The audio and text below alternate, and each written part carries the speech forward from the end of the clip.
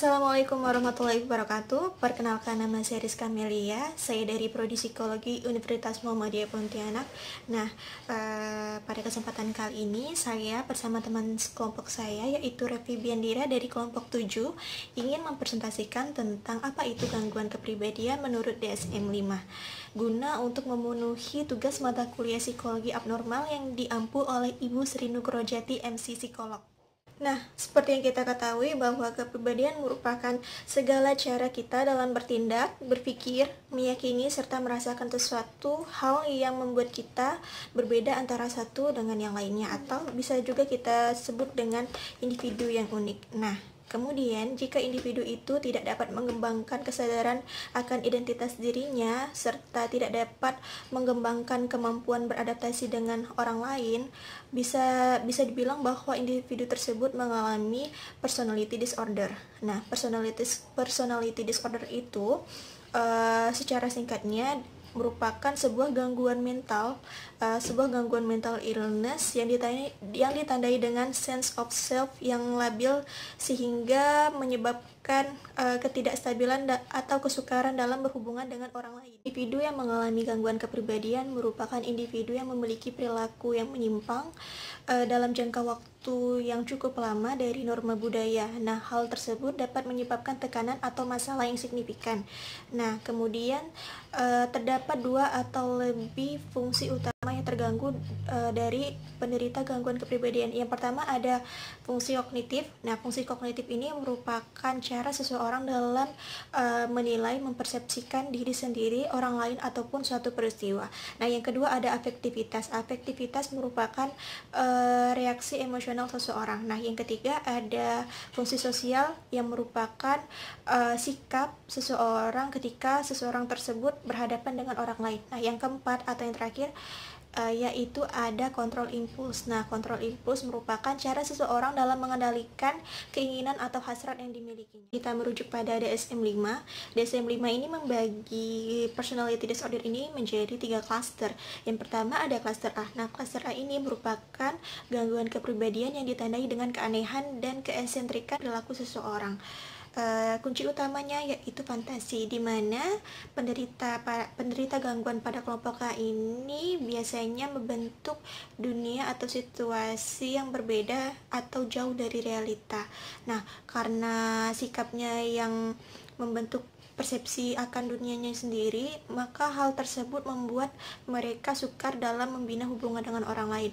Kemudian dari klaster A ini bisa digolongkan menjadi yang pertama ada paranoid, yang kedua ada skizoid, dan yang ketiga ada skizotipal. Kemudian untuk klaster B, nah klaster B ini merupakan gangguan kepribadian yang ditandai dengan kesukaran seseorang dalam mengendalikan perasaannya. Nah, karena kesukaran orang tersebut dalam mengendalikan perasaannya membuat dia merespon stimulus secara berlebihan, dan perilakunya itu terkadang tidak dapat diprediksi.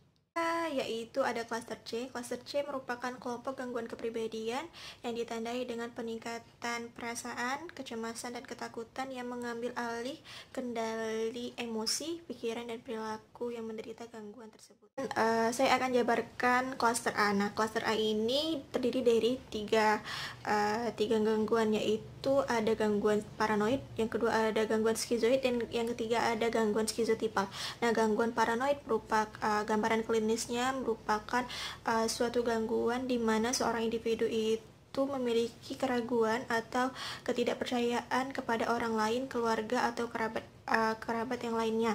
Nah, dia memiliki kecurigaan terhadap orang lain yang dia pikir dapat mengeksploitasinya, mencelakainya, melukainya, dan bisa bersikap tidak setia kepadanya. Dan paranoid ini bisa juga termasuk ke dalam gangguan patologis tentang ketidakpercayaan yang terlalu berlebihan terhadap pasangannya kalau pasangannya itu tidak setia kepadanya. Kemudian untuk pengobatannya, paranoid ini bisa menggunakan terapi CBT, yaitu Cognitive Behavioral Therapy, yaitu dengan cara mengubah pikiran negatif si penderita menjadi ke positif. Kemudian yang kedua ada psikoterapi, dan yang ketiga ada farmakoterapi yang digunakan untuk meredam kecemasan dan agitasi penderitanya tersebut. The essential feature of the paranoid personality is a pattern of pervasive distrust and suspicion. People with a paranoid personality style often believe that others are behaving in a way that is dishonest or that others are out to get them. Paranoids are inclined to believe that other people intend to hurt or take advantage of them, even when there is no evidence to support their suspicions. They feel they cannot trust others, and often believe that others are plotting against them or might attack them out of the blue. They constantly question the motives of others and doubt the loyalty and trustworthiness of the people in their lives. Confiding in others is difficult for them because they worry that the personal information they share will be used against them. Paranoids often interpret everyday conversations or comments as having negative or malicious intent and may view neutral comments as hostile or threatening. Some paranoids also hold grudges and have trouble forgiving and forgetting. Paranoid personalities tend to have significant problems in their social relationships, and their suspiciousness may cause them to be argumentative and/or hostile towards well-meaning friends. Some people with the paranoid style behave in a very distant way, where they avoid others because they are constantly questioning their motives and trustworthiness. In doing so, the paranoid may start a cycle of hostility that irritates others, and in this irritation, the paranoid sees their confirmation of their negative expectations of others. The paranoid suspicion can, in other words, turn into a self-fulfilling prophecy. People with the paranoid personality often feel that they need to be self-sufficient and independent because of their problems interacting with others. They tend to be very controlling of their environment and may be seen as rigid or critical of others. Usually, someone with a paranoid personality style will choose a job where they may work alone, decreasing their stress at having to interact with others. Paranoid personalities are often litigious, that is, they take other people to court because they blame others for their own problems. They might view the world through a filter of stereotypes, assigning motives to groups of people based on physical, ethnic, or political associations. Finally, people with the paranoid style are often most comfortable with others who share. Ini merupakan sebuah penggalan dari cuplikan film yang berjudul Take Shelter, di mana film ini menceritakan tentang seorang pria yang mengidap gangguan skizofrenia yang selalu beranggapan bahwa ada orang yang ingin mencelakai ia dan keluarganya, serta ia selalu bermimpi tentang bencana besar yang akan terjadi dan menimpa keluarganya, sehingga pada endingnya dia membuat penampungan untuk melindungi dirinya serta anak dan istrinya dari bencana besar tersebut.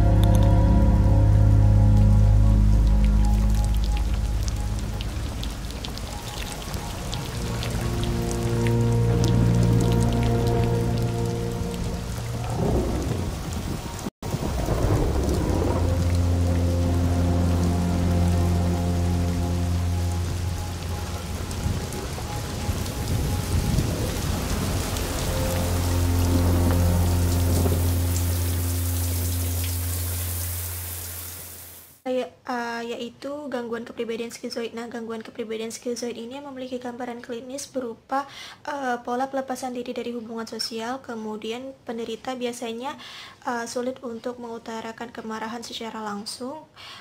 Kemudian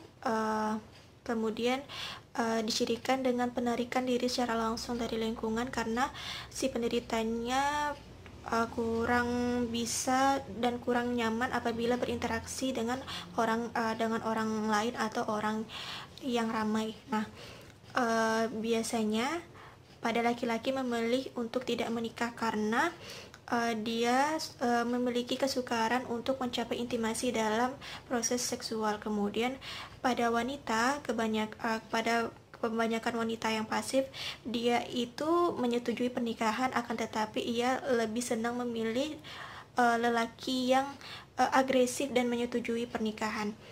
Kemudian untuk penanganannya bisa dilakukan dengan cara psikoterapi suportif, yaitu dengan memberikan bimbingan agar orang tersebut mau ikut berpartisipasi dalam kelompok sosial. Kemudian farmakologi, yaitu pengobatan dengan antidepresan dan psikostimulan guna untuk meredam kecemasan yang ia punya. Kemudian bisa juga melibatkan fungsi klien yang penderita tersebut di dalam masyarakat. What we want to keep in mind with regard to the schizoid is the flatness of affect, the bland quality with which they express their emotions. Typically, as well, they seem to be relatively indifferent to the interests and needs of others. They live a relatively isolated kind of life, not anxious, not tense, but one that is disconnected and detached in many ways from interpersonal and close relationships. They tend to be somewhat lacking in energy, they seem somewhat lethargic, and what we want to keep in mind is this general flat affect, indifference, distancing, quietly being pretty much on their own.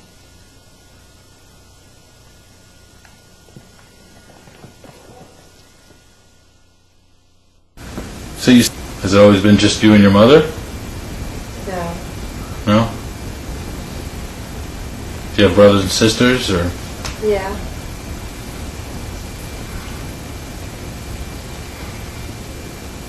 Father? Did you grow up with a father?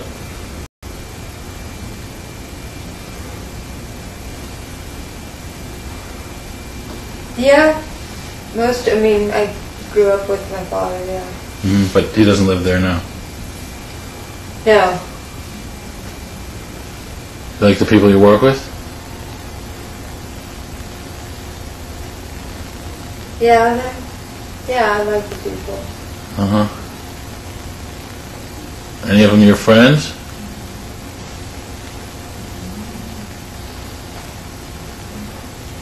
Yeah. You do things after work, or?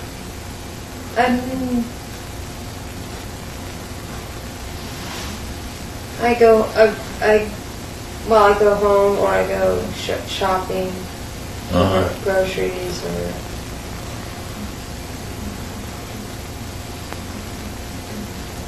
Uh-huh. But you don't spend time with the people you work with outside of work. Gangguan kepribadian skizotipal. Nah, gangguan kepribadian skizotipal merupakan gangguan di mana penderitanya ini memiliki kepercayaan yang aneh dan pemikiran yang magis tahayul. Biasanya penderitanya ini berpikiran bahwa ia merupakan seorang paranormal, memiliki kemampuan telepati dan biasanya ilusi yang berulang-ulang. Kemudian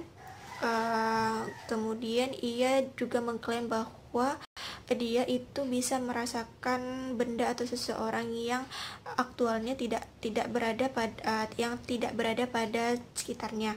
Kemudian skizotipal ini biasanya orang mengklaim berkaitan erat dengan skizofrenia, tetapi skizotipal ini lebih ringan.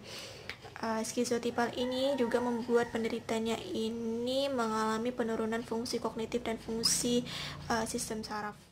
Penanganannya, pasien ini bisa kita anjurkan untuk melakukan perawatan diri dan memberikannya pelatihan sosial agar kecemasan tentang sosialnya itu tadi hilang.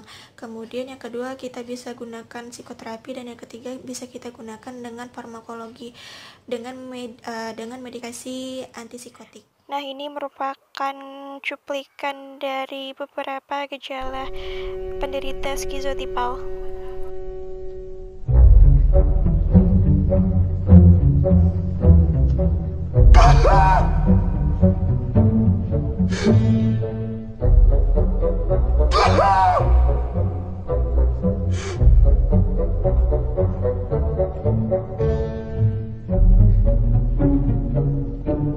been dragged to the sidewalk and beat until you pissed blood!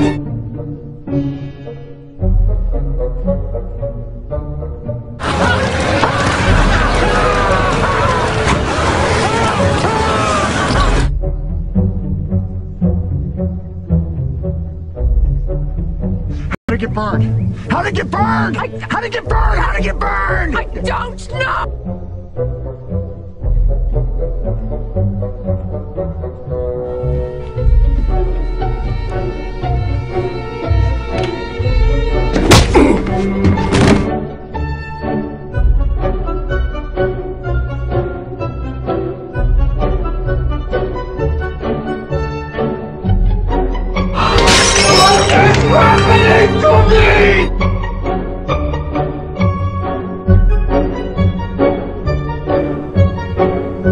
Now your mind works. You know exactly what we're doing. The time is stand there. Get this routine.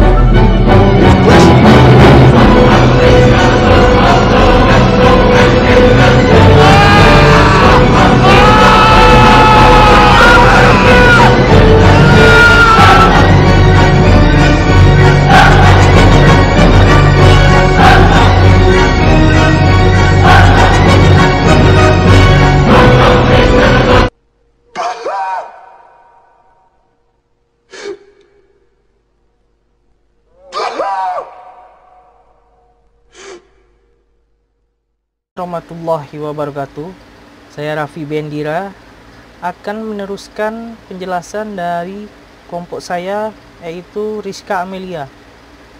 Klasifikasi menurut DSM, gangguan kepribadian dibagi menjadi 3 kelompok. Yang pertama kelompok A, yang kedua kelompok B, dan ketiga kelompok C. Saya akan menjelaskan dari kelompok B. Apa itu kelompok B? Kelompok B adalah individu yang memiliki pemikiran atau perilaku yang dramatis, terlalu emosional, tidak dapat diprediksi. Yang termasuk dalam kelompok ini adalah gangguan kepribadian antisosial, gangguan kepribadian ambang, gangguan kepribadian histrionik, dan gangguan kepribadian narsistik. Yang pertama, saya akan menjelaskan dari gangguan kepribadian antisosial. Menurut DSM, gangguan kepribadian antisosial ini memiliki beberapa karakteristik sebagai berikut. Yang pertama, terdapat pola pervasif, tidak menghargai dan melanggar hak orang lain, yang terjadi sejak usia 15 tahun. Seperti yang ditunjukkan oleh beberapa pernyataan sebagai berikut. Gagal untuk mematuhi norma sosial, seperti menghormati perilaku sesuai hukum, dengan ditunjukkannya berulang kali melakukan tindakan yang menjadi dasar penahanan. Selanjutnya, ketidakjujuran, seperti ditunjukkan berulang kalinya berbohong, menggunakan nama samaran, atau menipu orang lain untuk mendapatkan keuntungan dan kesenangan pribadi. Selanjutnya, impulsivitas, tidak dapat menentukan masa depan. Selanjutnya, iritabilitas dan agresivitas, seperti yang ditunjukkan oleh perkelahian fisik atau penyerangan yang berulang kali. Selanjutnya, secara sembrono, mengabaikan keselamatan diri sendiri atau orang lain.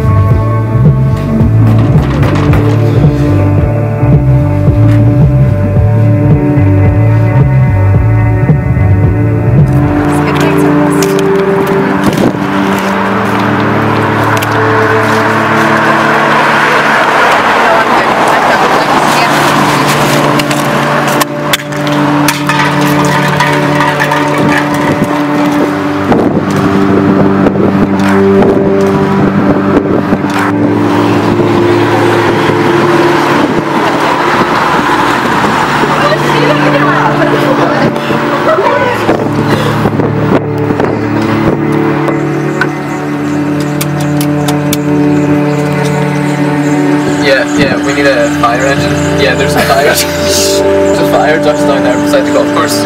Yeah. Yeah, okay. Yeah, please, yeah, sit. Yeah.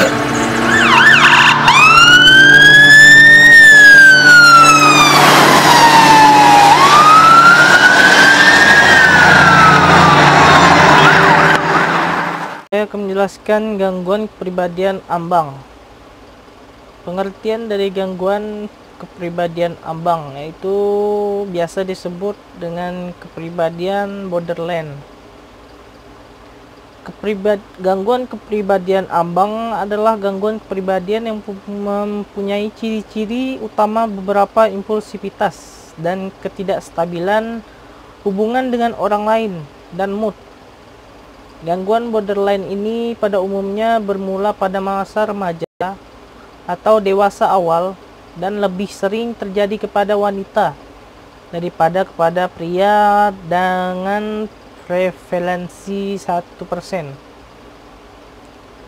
Kriteria gangguan kepribadian borderline ini menurut DSM yaitu pola pervasif, ketidakstabilan hubungan interpersonal, citra diri dan efek dan impulsivitas yang jelas pada masa dewasa awal dan ditemukan dalam berbagai konteks seperti yang ditunjukkan oleh pernyataan sebagai berikut.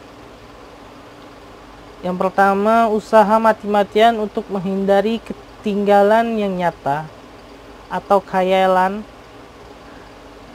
tidak termasuk perilaku bunuh diri dan mutilasi diri yang ditemukan dalam kriteria. People want to know what it's like living with borderline personality disorder. It feels like you aren't living at all, or you're possibly too alive. You're a person that feels the highest of high and the lowest low. You're easily triggered by small things. The way a person looks at their watch while talking to you makes you feel unheard. Someone telling you to think positive for a change makes you feel unseen. People telling you that suicide is for cowards makes you feel misunderstood. You find yourself living somewhat normal and even happy one day. Then something triggers you, and you quickly abandon everything and anything that you're close to. Relationships are the hardest. You find yourself constantly pushing the people you love the most away, while the voices in your head are screaming, stop. But you can't, and you slowly begin to destroy the relationships you care about the most. At times you find yourself to be a burden, impossible for anyone to ever love. At times you shine so bright and feel loved, but it can easily turn to dark when you're triggered by some small, hurtful comment. Anger pulses through your body, and you struggle to control the darkness upon yourself. In order to control the pain, you can inflict harm on your body, telling yourself you deserve it, or to prove you're alive. There's a constant thought of not wanting to live that you carry. At times it feels like a warm blanket. Other times, you feel trapped in a nightmare. Trusting people is difficult. There can be a fear that they will see the real you, the dark you, that you believe is unlovable. Most of the time, you may struggle to know who you really are. It's difficult to express how you really feel, and you end up appearing like a tornado, destroying relationships and opportunities.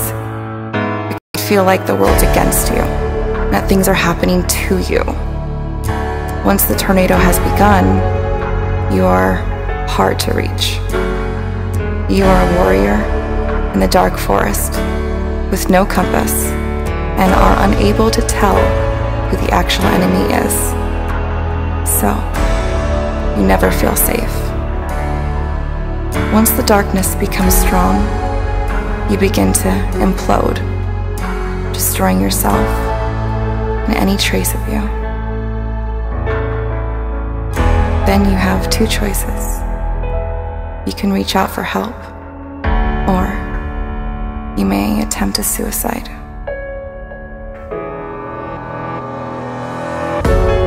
But as a borderline, you are resilient, and you try again. You've suffered so deeply, so much of the time. You push on, searching for hope, love, and compassion. I am borderline.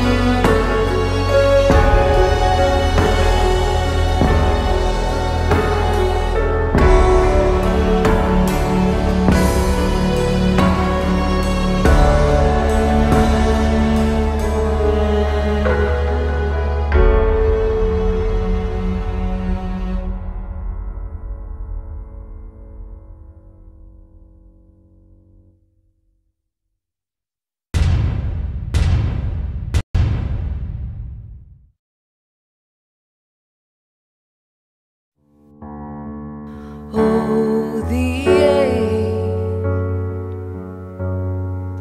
Oh, the ache.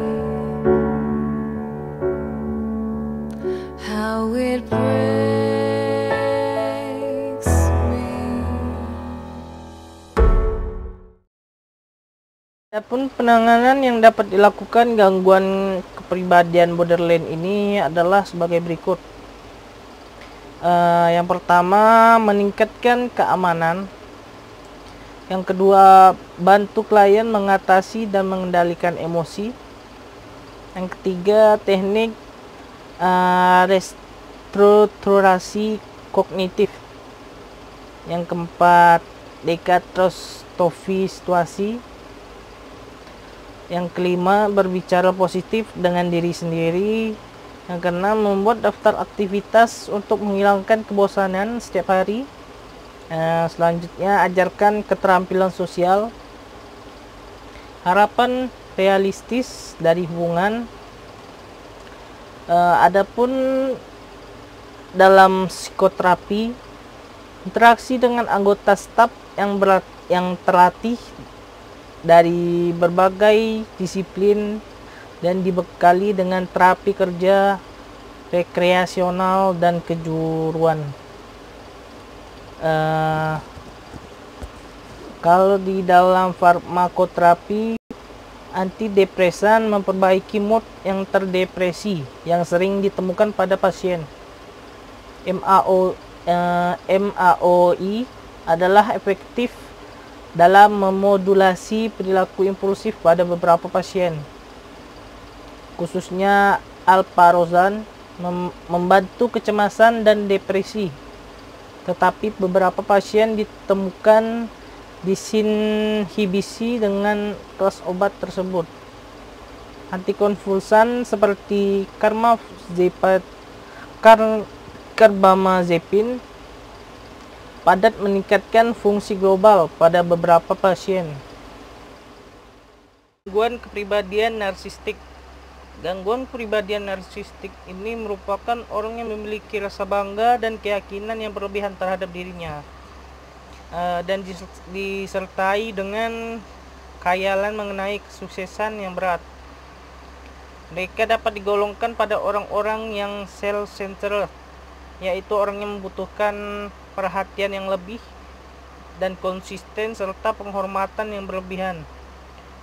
Terus hubungan interpersonalnya akan diwarnai dengan kurangnya empati terhadap orang lain, tingginya arogansi yang disertai pula dengan perasaan cemburu, tingkah laku yang ingin mengambil keuntungan dari orang lain, dan tingkah laku entitlement, yaitu ekspektasi bahwa orang lain akan melakukan hal yang istimewa kepadanya. Mereka juga sangat sensitif terhadap kritik, saran orang lain, dan sangat marah ketika orang lain tidak menghormatinya. Dalam mencari teman, mereka akan mencari teman yang berguna untuk dia dan dengan status yang tinggi, yang ideal menurut mereka. Namun ketika orang yang didekati tersebut tidak sesuai dengan ekspektasinya, mereka akan cenderung marah dan menolak dan menghindari teman mereka tersebut. Mereka juga dapat mengubah rekannya jika dapat memberi keuntungan agar dapat bersama dengan orang yang memiliki status lebih tinggi. Gangguan kepribadian narsistik menurut DSM yaitu seorang dikatakan mengalami narcissistic personality disorder jika terdapat 5 atau lebih gejala yang ditampilkan pada usia dewasa awal pada berbagai konteks. Gejala tersebut yaitu pandangan yang megah terhadap sesuatu hal yang penting, terus terlalu senang dengan kesuksesan. Selanjutnya, kepercayaan bahwa dirinya istimewa dan hanya dapat dimengerti oleh orang-orang dengan status tinggi. Selanjutnya, kebutuhan yang berlebihan akan penghormatan. Terus, perasaan yang kuat mengenai entitlement, kecenderungan untuk mengeksploitasi orang lain, terus kurangnya empati, cemburu pada orang lain, dan tingkah laku atau sikap yang arogan. Sedangkan kriteria menurut DSM yang lain yaitu antagonisme, dikarakteristikkan dengan berlebihan dan terlihat ingin diperhatikan oleh orang lain.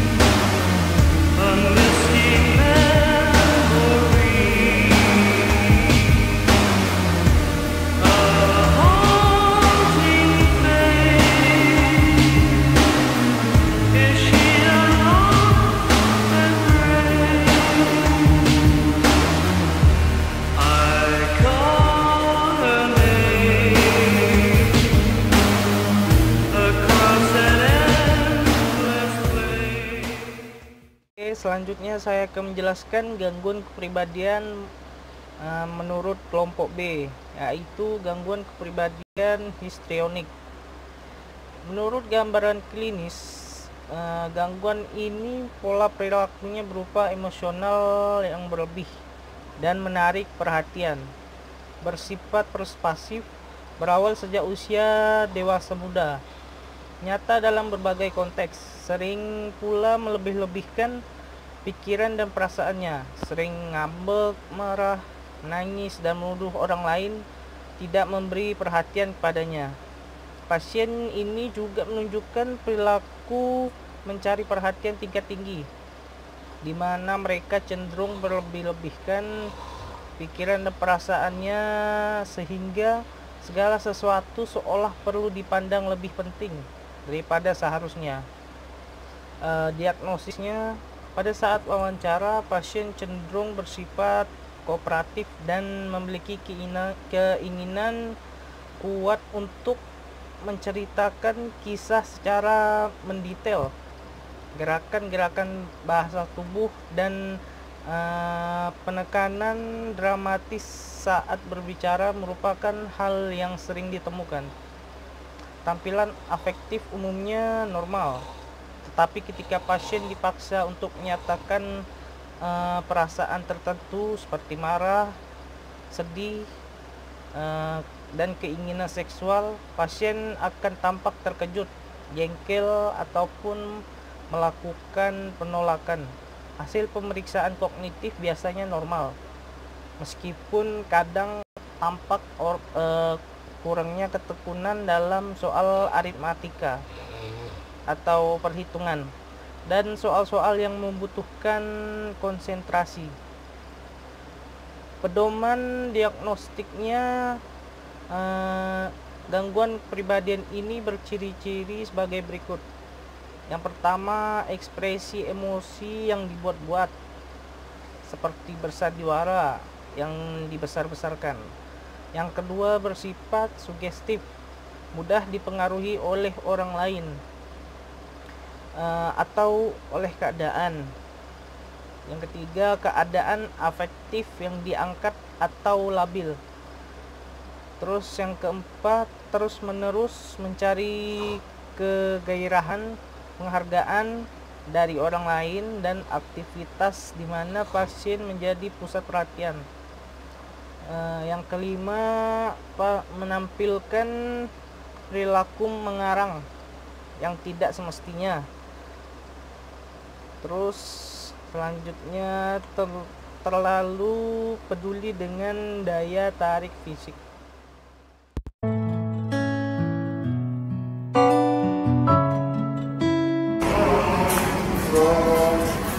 Panas nih, Allah.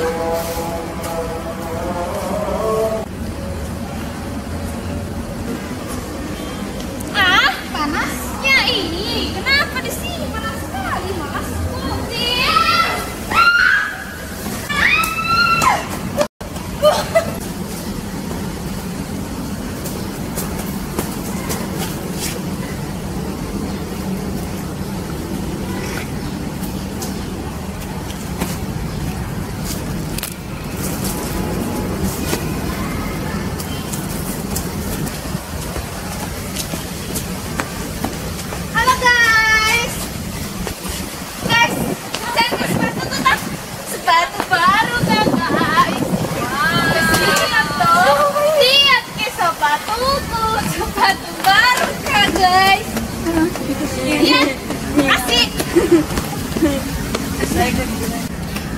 Jiji masa tadi tuh lewat, nah bilangnya orang cantik sepatuku, cantik tak cantik, cantik tak, cantik bilang kok cantik, yo cantik memang.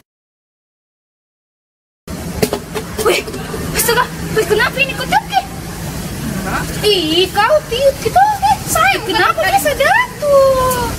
Bagus kan? Selanjutnya saya akan menjelaskan gangguan kepribadian kelompok C. Dalam kelompok ini termasuk golongan kepribadian menghindar, gangguan kepribadian obsesif kompulsif, dan gangguan kepribadian dependen. Kelompok ini juga tampaknya adalah latar belakang genetik.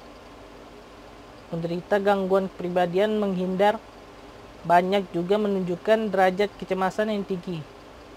Ciri-ciri obsesif kompulsif banyak ditemukan pada saudara kembar monozigotik dibanding dengan kembar dizigotik. Pasien dengan gangguan kepribadian obsesif kompulsif sering menderita depresi. Masa laten remnya memendek serta hasil DST yang normal. Saya akan menjelaskan gangguan kepribadian anankastik, yaitu obsesif kompulsif. Dari gambaran klinis, pola perilaku berupa frekuensi dengan keteraturan peraturan, perfeksionis, bersifat ngotot, keras kepala, kontrol, mental yang tidak bagus. Menyampingkan fleksibilitas keterbukaan, efisiensi, sering pula tidak dapat mengambil keputusan, bersifat pervasif, sama kayak kelompok B.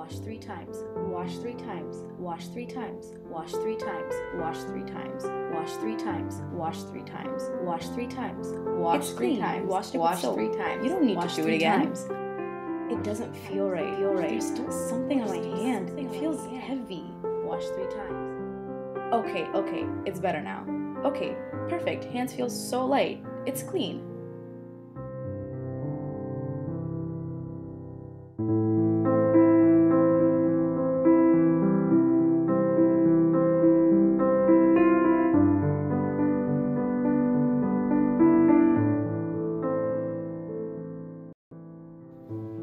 Okay, first take off your shirt. Then take off your pants.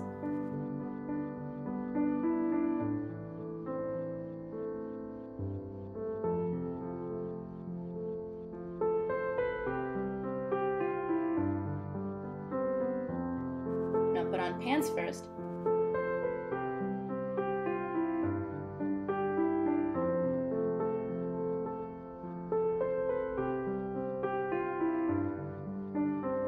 And then put on shirt. You know, you can just put on a shirt after taking one off. You don't really need to take your pants off before.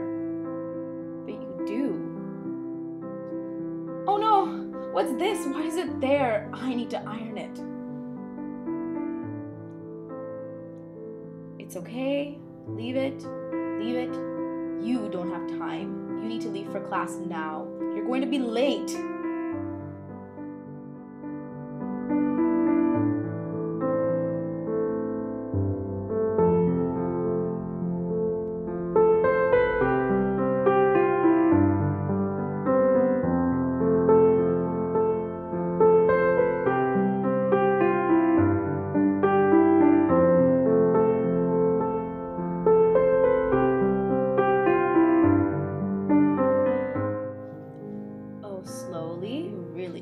Okay, perfect. See, now you can go to class. All good. I didn't have to do that.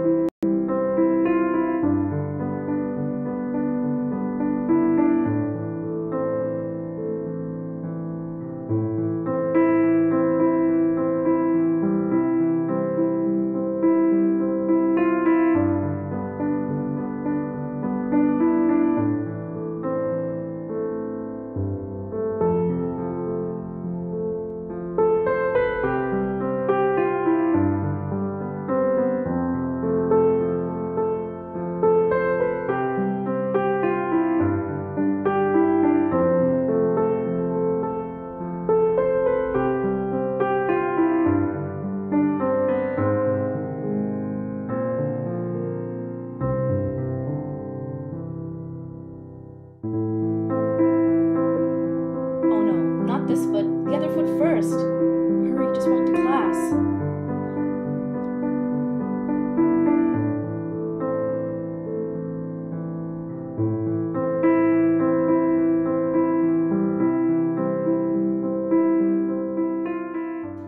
Careful now. Don't step on the cracks. Head down. Avoid the cracks. Oh no! Okay, pause. Start again. Maintain pace. 1, 2, 1, 2, 1, 2. Perfect. Keep going. Oh, hi. Keep going. Okay, Keep going. back to looking down. Keep going. Keep going. Keep going.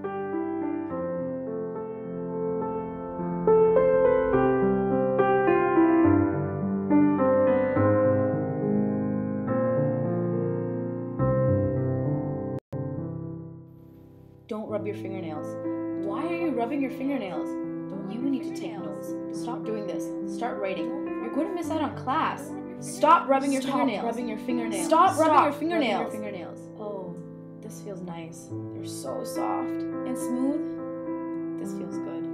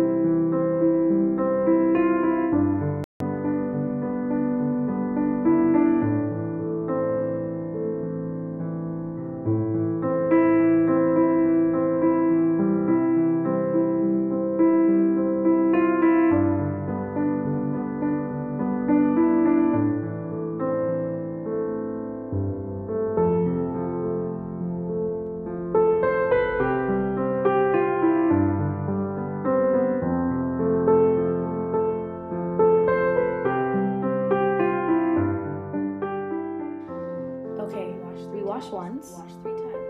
Wash 3 times. Wash 3 times. Wash 3 times. Wash 3 times. Wash 3 times. Wash 3 times. Wash 3 times. Wash 3 times. Wash 3 times. Wash 3 Twice. times. Wash 3 times. Wash 3 times. Wash 3 times. Wash 3 times. Wash 3 times. Wash 3 times. Wash 3 times. Wash 3 times. Wash 3 times. Wash 3 times. 3 times. Wash 3 times. Wash 3 times. Wash 3 times. Wash 3 times. Wash 3 times. Wash 3 times. Wash 3 times. Wash 3 times. Wash 3 times. Okay, we're good now. Wait, Wash 3 maybe times. just one Wash more 3 time? times. Wash 3 times. Wash 3 times. Wash 3 times. Wash 3 times. Wash 3 times. Wash 3 times. Wash 3 times. Wash 3 times. Wash It's 3 clean. You times. washed it with Wash soap. 3 times. You don't need to Wash do it 3 again. times. It doesn't feel right. There's still something on my hand. It feels heavy. Wash 3 times. Okay, it's better now. Okay, perfect. Hands feel so light. It's clean.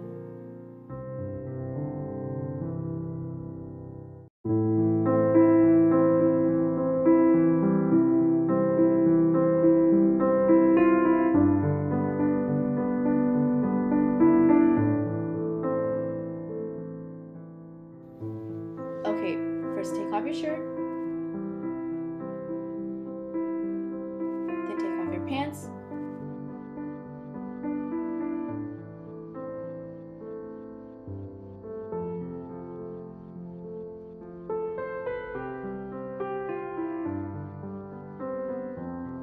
Now put on pants first.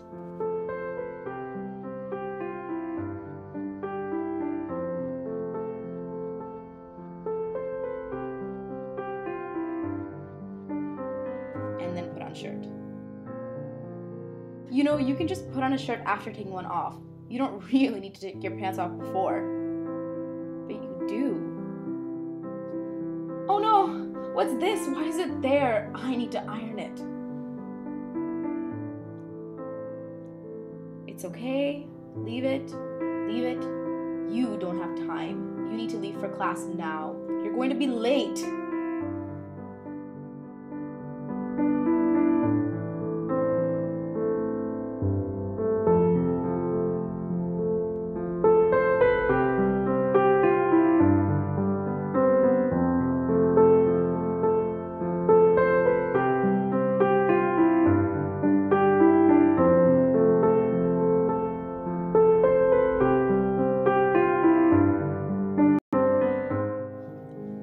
Slowly. You really didn't have to do that. Okay, perfect. See, now you can go to class. All good. You didn't have to do that.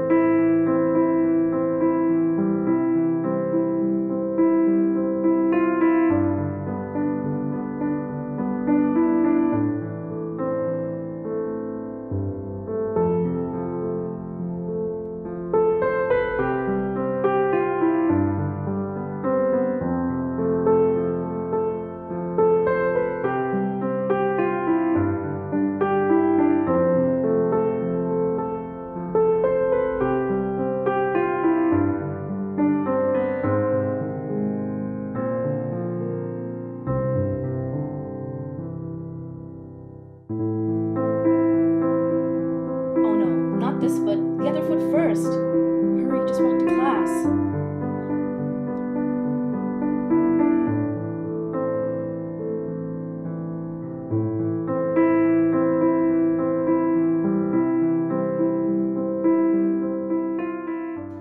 Careful now. Don't step on the cracks. Head down. Avoid the cracks. Oh no! Okay, pause. Start again. Maintain pace. 1, 2, 1, 2, 1, 2. Perfect. Keep going. Oh, hi. Keep going. Okay, keep going. Back to looking down. Keep going. Keep going. Keep going.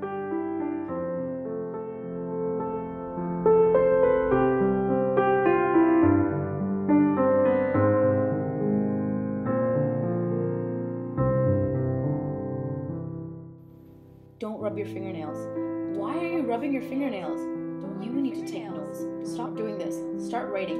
You're going to miss out on class. Stop rubbing your fingernails. Stop rubbing your fingernails. Stop rubbing your fingernails. Oh, the This feels nice. They're so soft and smooth. This feels good.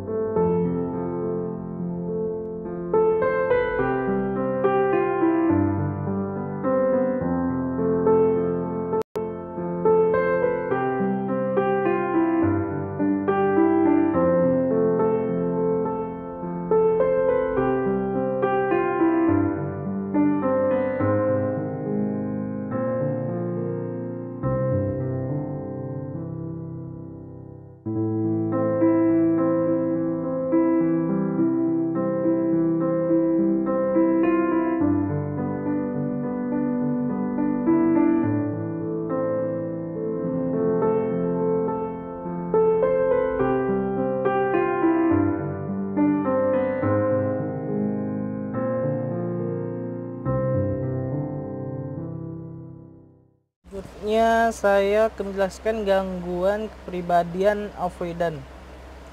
Menurut DSM, gangguan avoidant ini memiliki beberapa kriteria sebagai berikut. Yang pertama, detachment yang karakternya terdiri dari withdrawal, intimasi avoidant, dan anhedonia. Yang kedua, negatif affectivity yang karakternya terdiri dari anxiousness. Dapat dikatakan penderita ini takut dengan kritik orang lain, penolakan, dan ketidaksetujuan dari orang lain, sehingga mereka memilih untuk menghindari situasi tersebut atau relasi tersebut. Pekerjaan apapun yang seperti itu akan dihindarinya. Ketika berada di dalam lingkungan sosial, mereka akan banyak merasa seperti tidak kompeten dan merasa selalu di bawah orang lain. Mereka juga takut untuk mencoba hal baru. Kriteria gangguan ini mirip dengan social anxiety disorder. Kedua gangguan ini sering disebut taijin kufusho, yang artinya takut akan relasi interpersonal. Namun apa yang dikatakan oleh penderita Fuji Anfusudo ini sedikit berbeda dengan kriteria yang ada di DSM, karena penderita taijin kufushu ini memiliki ketakutan akan bagaimana dia tampil di hadapan orang lain. Seringkali orang dengan avoidant personality disorder ataupun social anxiety disorder ini mengalami depresi berat. Treatment yang dapat dilakukan oleh adalah kognitif dan behavioral terapi. Terapi ini nantinya akan meningkatkan kontak sosial mereka, training skill sosial mereka, dan tantangan terhadap pikiran negatif otomatis mereka terhadap situasi sosial yang ada di lingkungannya. Represent real life situations and obstacles of people with avoidant personality disorder. No animals, no people were seriously injured during the making of the short film. And I approve this message on the weekends. Sometimes. Maybe. You find out for yourself. Thank you.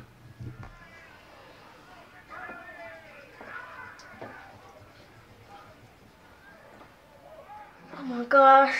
I can't believe I got this big bump on my head. And my lip is busted.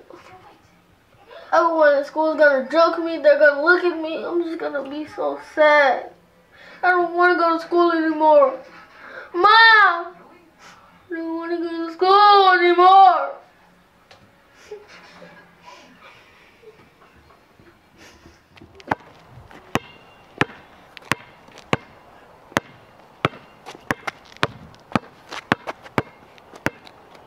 ask Cam, do you want to play basketball? Because I'm bored.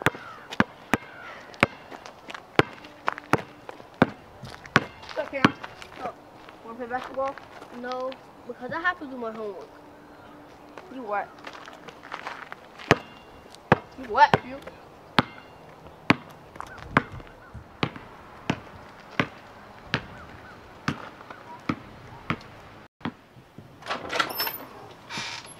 Hey, Mom. Hey. What's up, Cam? What's up? What you doing? Homework. When you gonna be finished? Never. Come on, I know you're gonna be finished sometime. This is a lot. When you coming outside? Never. It ain't that much homework. Yes, it is. Of course not. Mm-hmm. You're only in 4th grade. That doesn't mean anything. Come on, bro. You gotta come outside. No. Everybody wants you to come outside. No. Why not? I don't want to. You don't ever want to do nothing. Your phone contact's dead. Nothing. Come on, come outside, bro. No. 5 minutes. No. Play basketball. No. No. We need you to come outside to play. No. We need just one more person on the team.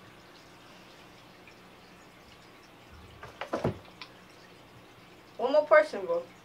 Leave me alone. You only gotta do nothing. We just need one more person. Leave him alone, Devon. No. What?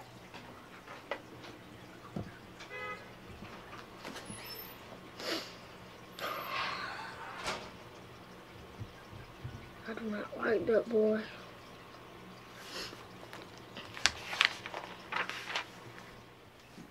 Mom. Huh? I think it's something wrong with Cam because he'll never want to go outside. What you mean? All our friends always ask him to come outside. He'd be like, nah, I gotta do homework. How you always got homework? He only in the 4th grade. I'll talk to him because he does need to get some fresh air. Alright. Cam! Mommy said, come over here. Yeah. Talk to you. Yes. Cameron? Yes. Your brother said you never want to go outside and play and your friends are asking for you. I really think you need to get out and get some fresh air. You can't stay in the house with me all the time. But I like staying in the house. No, you're going to go out and get some fresh air. Go out with your brother. Just go take a walk. Okay. So, how come you ain't been going outside? I just don't like coming outside. But Mom made me so. I mean, you know how to play basketball. Look at your dribbles. I know. You don't like a lot of people to start at me. It's weird.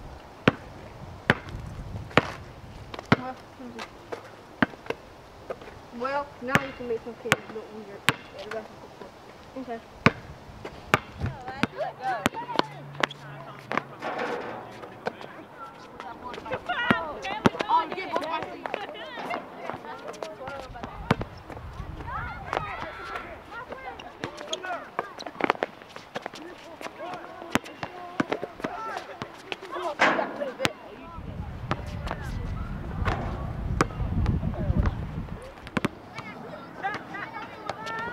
Good shot.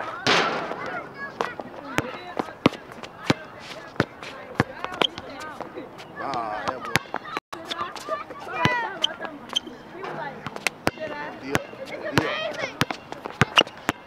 Yeah. That's good defense. That's good defense. Good defense. Come on. Drive it hard to the rack. Hard to the rack. Hard to the rack. Oh, that's good. That's good. You gotta finish it. You gotta finish it. All right, come here, Cam. Come here. Good layup. Good layup, Devon. Go ahead. You practice up. Hey, man. That's good work out there. Good work. You tired? No. You all right? Okay. I was just saying, you know, you've been progressing really well, man. I wanna promote you to captain of the team, man. No, I think that's too much responsibility on me. Too much responsibility? Why you say that? Because it's just, I don't know. I don't want to be captain. You don't want to be captain? I think you'd be a good fit for a captain spot. But, you know, if it's too much pressure, you know, we'll see where you are, you know, a month from now, maybe a couple games from now, because you're doing a real good job, man. I think you should take up that responsibility. Okay. All right? Cool. Gosh, man, that's too much responsibility.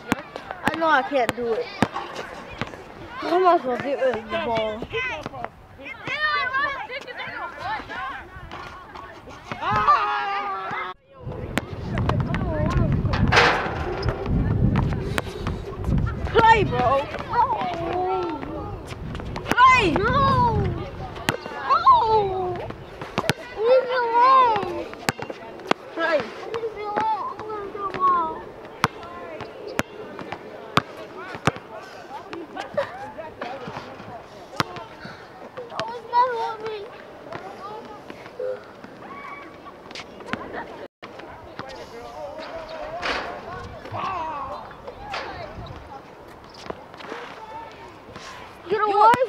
crybaby?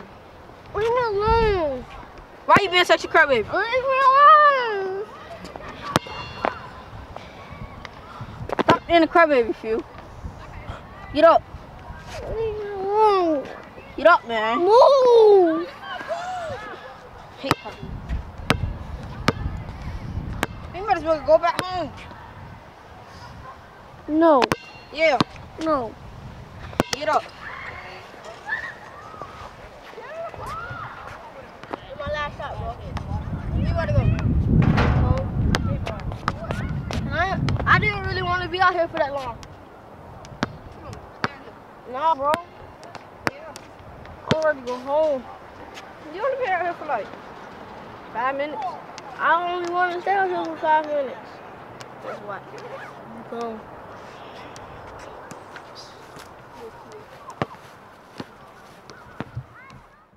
Selanjutnya saya akan menjelaskan gangguan kepribadian menurut kelompok C, yaitu gangguan kepribadian dependen.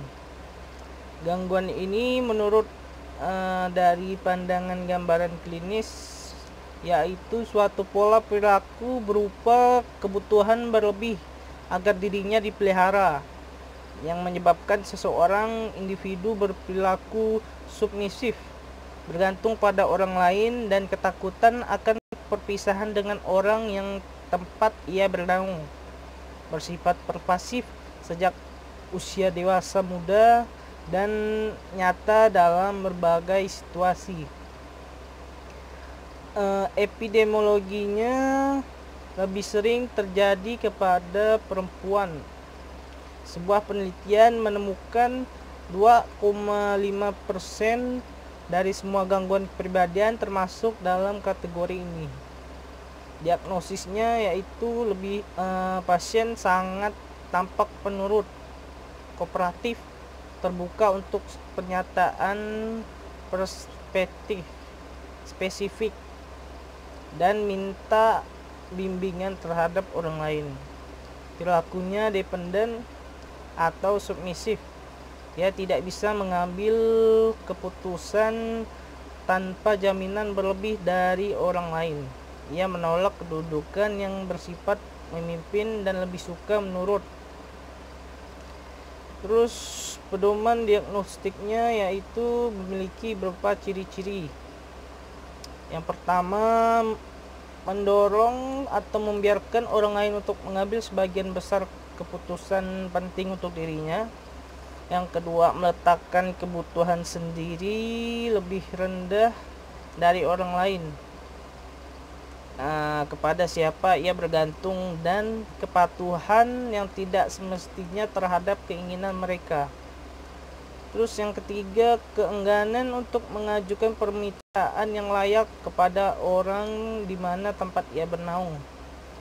Terus yang keempat, perasaan tidak enak atau tidak berdaya apabila sendirian karena ketakutan yang dibesar-besarkan tentang ketidakmampuan mengurus diri sendiri. Yang kelima, preokupasi dengan ketakutan akan ditinggalkan oleh orang terdekat dan dibiarkan untuk mengurus diri. Terus yang terakhir, terbatasnya kemampuan untuk membuat keputusan sehari-hari.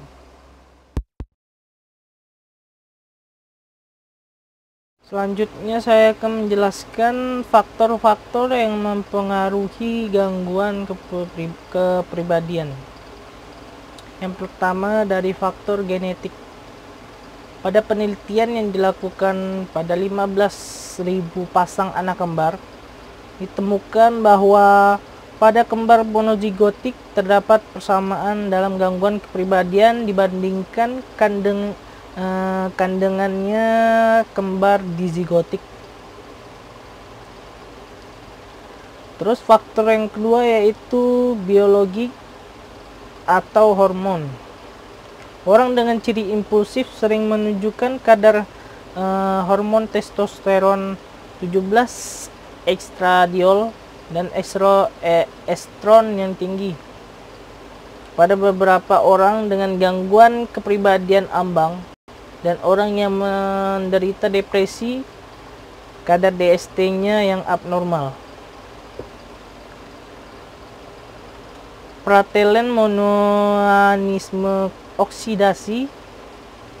Penelitian menemukan bahwa kadar MAO yang rendah ditemukan pada pasien dengan gangguan kepribadian skizotipal.